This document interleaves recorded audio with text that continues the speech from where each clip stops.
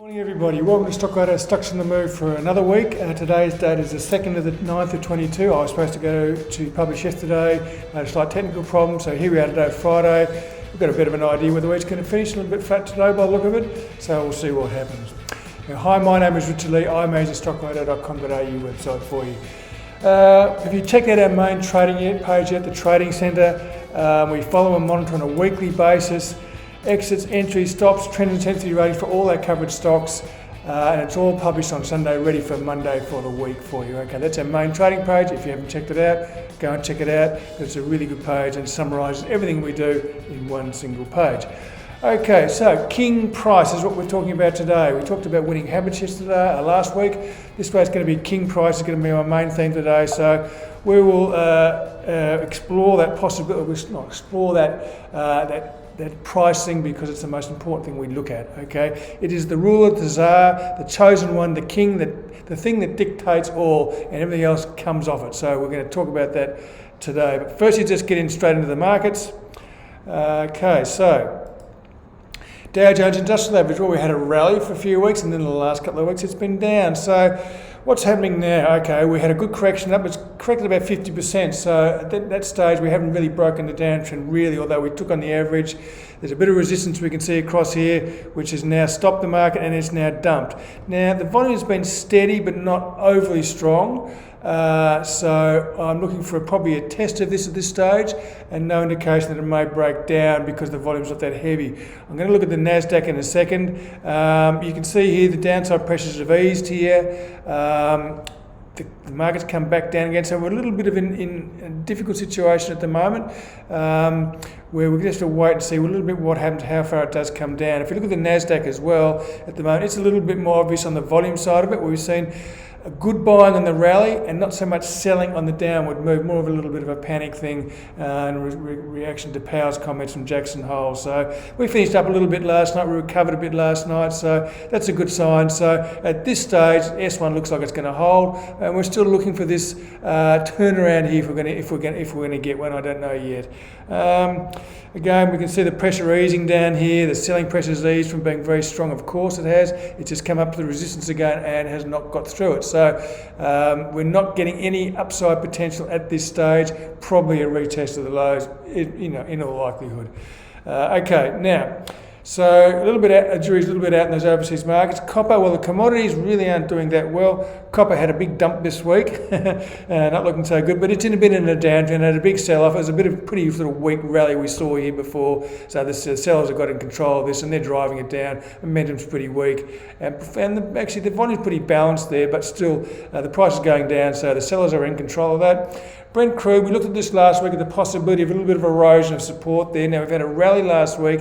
This week we're coming down again. The volume is not heavy, which is a good thing, so it makes it more corrective move, but we still look like we might have more downside yet after what we've seen today. So momentum's turned a bit neutral. The support's been eroding there, so for Brent crude, we might be going through a corrective phase, and we could look down toward S2 as a possibility. So some of our energy stocks have come off the ball, although things like Whitehaven just keep on going, because that's more of a coal stock, but Woodside and Beach have taken a little bit of an easing. We'll have a look at Woodside a bit later on. Gold, well, it's fallen flat. It's got a total lack of interest in this stock. The volume's so weak here. Sellers are in control of it. They're big back there again, but nothing really. Momentum negative, and this price is back testing S1 again. No surprise there. If it falls through there, well, we're going to have a much bigger correction, because this is quite a big top, a big distribution pattern, if you like. Double top here, which has a retest of this, which we've seen. A breakdown here would look for a move similar to that distance down, which would take us back down to around 1300, something like that. We'll wait and see. Okay, that's gold. The next one we want to have a look at, we looked at copper, crude and gold, that's fine. The next one we go through is XJO 200, the ASX 200. Okay, let's just look at the price here. Let's focus on that for the moment. Similar thing, we've got a little bit higher than I thought. I thought 7,000 might top it out, but 7,100 has. So I put my resistance point there. That's the old highs back here, and it's now had a pretty big dump down this week so far, and it looks like we're going to finish the week solidly down again. So there we are for the ASX 200. Pick the eyes out. There's some good stocks in there, which I'm going to talk about a bit later on, that aren't going down. So they're the ones we want to be in, because we don't follow the index, we actually follow the stocks. Okay, so there we go there. let's have a look at the portfolio for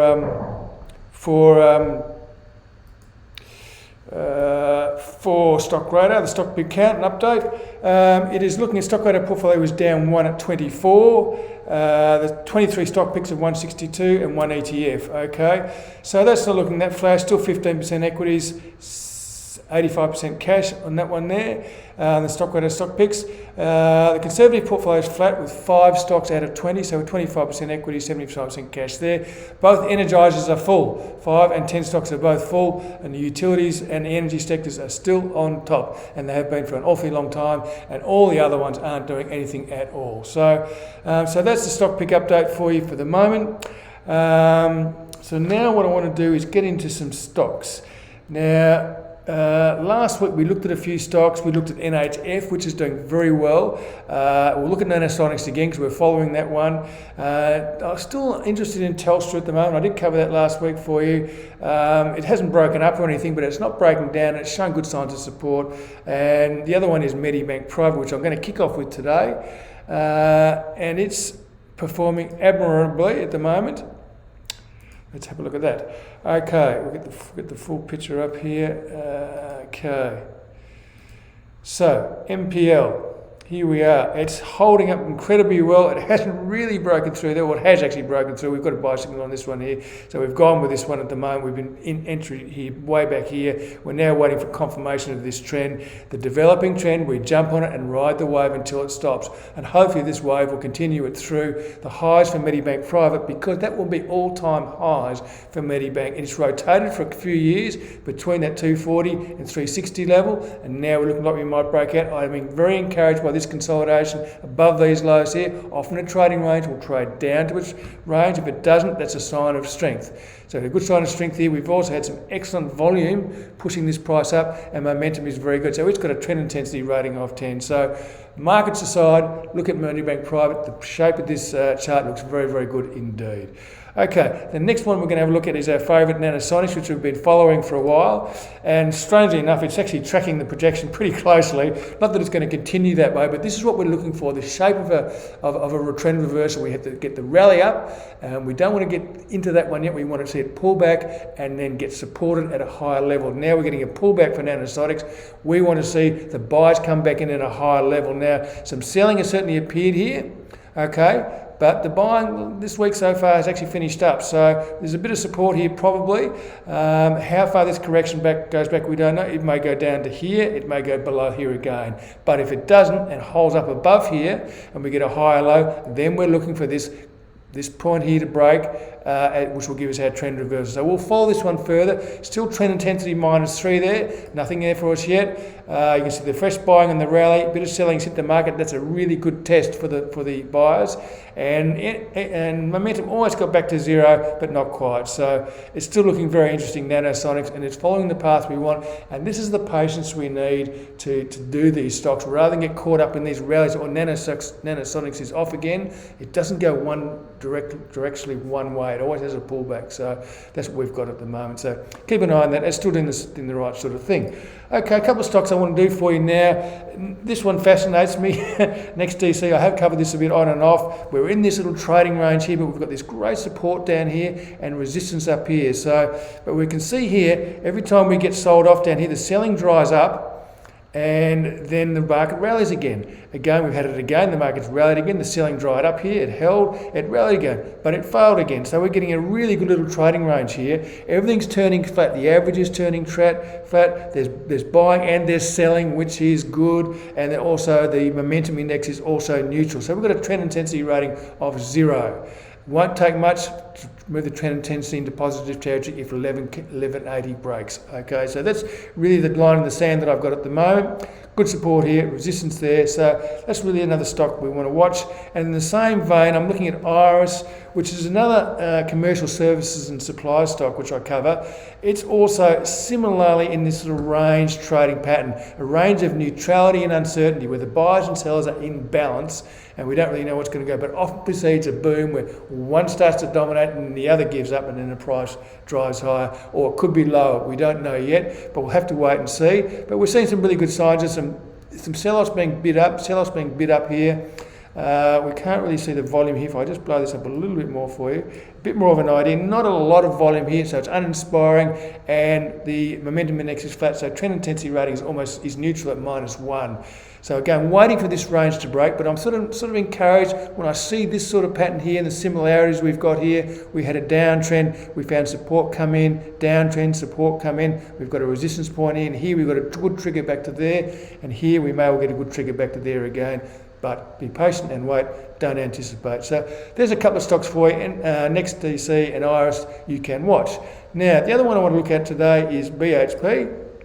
It absolutely fascinates me, this stock, because it's such a great stock with great assets, and but it's had a little bit of trouble. But realistically, if we look at this, since 2016, effectively BHP has been travelling at an upward path. We've had a couple of trades here and one there, nothing since then. But eventually it keeps coming back to around this sort of trend line here, which keeps supporting the stock. Interestingly enough, we had a big sell-off yesterday due to the dividend, going ex-dividend, but still holding up at the moment. So it'll be interesting to see what does happen here. We've certainly got resistance up here, but we've got this buying, pushing. And if one day BHP actually got through there, then that's a really good signal, because that's really an all-time high above there as well. Okay, so we can see the volume here very, very heavy throughout all this pattern here. Okay, and that's a really good sign. Okay, so and this last bit here, this last rally here, was a good volume as well. But this little ex-dividend, it just confuses things a little bit. We just let a bit of time pass and see how it evolves. But BHP for me is a very interesting stock. All I'm really looking for is this to break, and I'll be a buy, or else we get a trend reversal from below, but that's not looking like it's going to happen at the moment. Trend intensity rating is 0, okay, for BHP. So it's an interesting stock, but we're really not getting anything at the moment, but this long-term trend is really upward, and that's a really good sign, I think, for BHP. Okay, the next one I want to go into is Resmed. Resmed also has had a bit of a corrective phase. Let me just put this into the right sphere for you. Okay, so now, there we can go, now we can good look at it. Okay, so we have got Resmed, a trend intensity. So we've got a big downtrend here. It found support back at the old resistance level, which has been good. We had a good straight line rally here. It hit this point here. Now we're getting our pullback.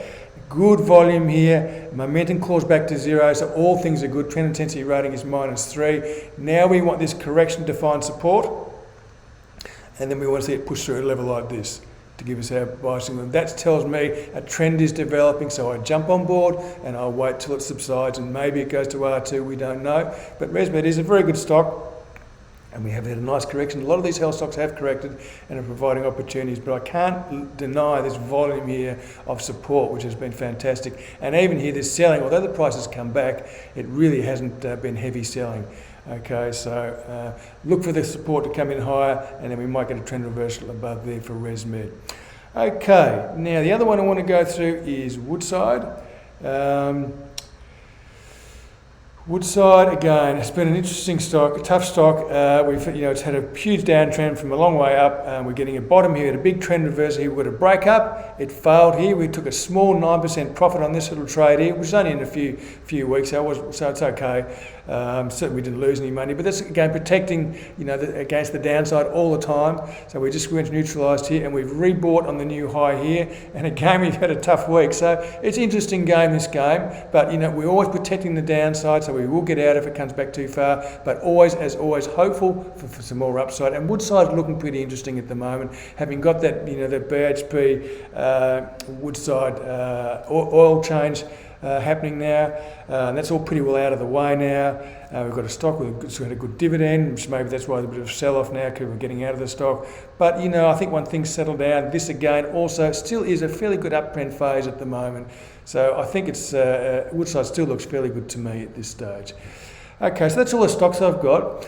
I went through Medibank Private earlier on. I also mentioned NHF, which I covered last week, and another stock is AMP, which I covered a couple of weeks ago. Okay, it was very interesting this week. It's had a good recovery, and if you want to have a look at what we're doing, go to Stockradar, and you can check it out what's actually happening there. But those stocks, those insurance stocks, strangely enough, even QBE is looking interesting to me at the moment. So an IAG from a very low level, it may or it may not, but I did cover that in the newsletter. So in the newsletter this week, there is the diversified finance.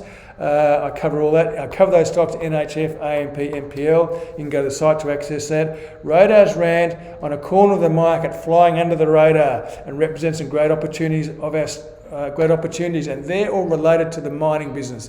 And we're seeing even new technologies requires metals these days. So everybody requires metals. So that's an interesting area for us to really capitalise on, and hopefully the government and business can get together and make sure we do capitalise on all the benefits that we should get from our mining sector. And on Stock on Alert Week, Stock on Alert in the newsletter this week, I talk about a little education stock which is doing quite nicely.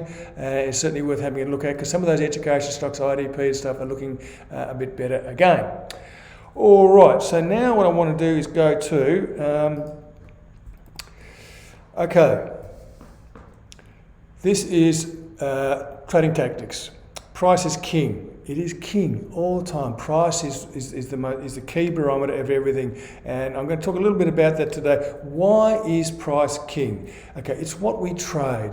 It's the real raw data that everything else is based off. All indicators are based on them, all sorts of models. Everything's based off that raw price. And if we can understand how that moves, it is so important as a starting point for your analysis. And price inevitably drives our return. It's not fundamentals, it's not technicals, it's price and how we trade it that drives our returns, okay? So that's what we've got to understand, how price works, okay?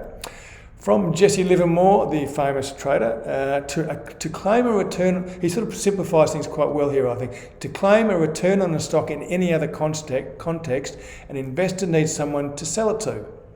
The price that other people are willing to pay is therefore important, supremely important.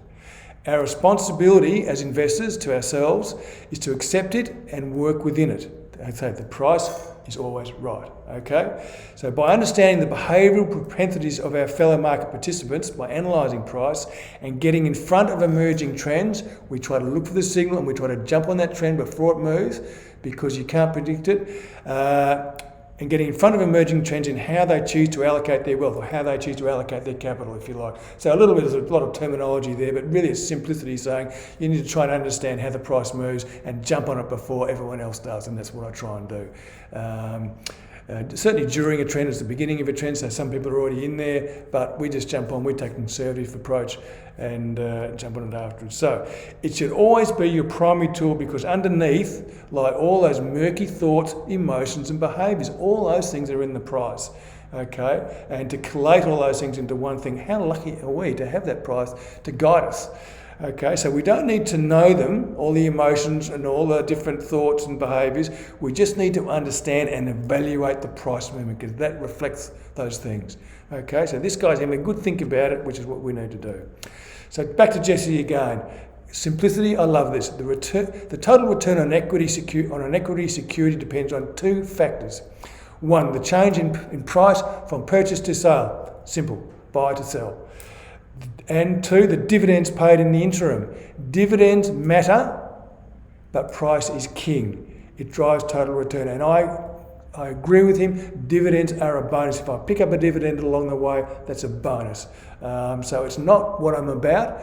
It's not what I would focus on, getting a dividend. There are dividend plays, which is a different strategy. For me, I focus on price and I say, this stock market pays great dividends. BHP just paid a great dividend, although we didn't get that one. We did get Woodside. We've got a lot of other good dividends. But, it's very important that the price is the main thing.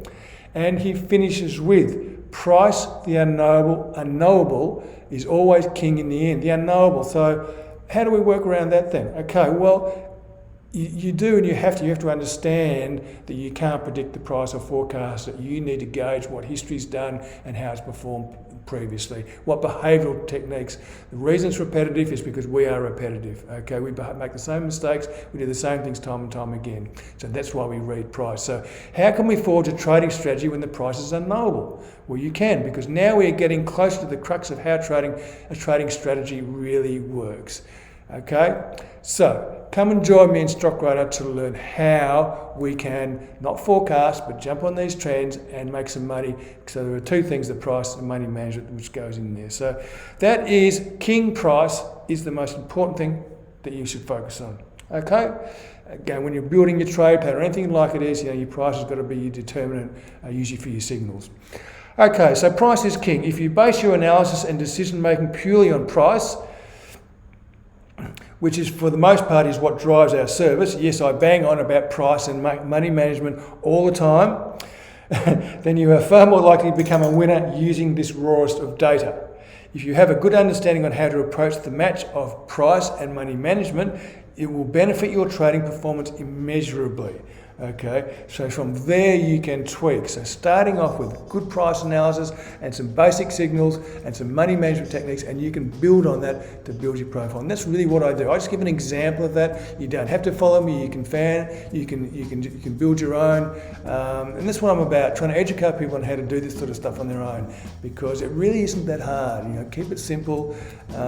Focus on your price. Focus on your money management. Not all your divergences. Not all your extrapolations and all that sort of stuff. Doesn't really help much, I'm afraid, when you're trading. We are bottom line budgets, income assets, revenue losses. That's really what it's all about.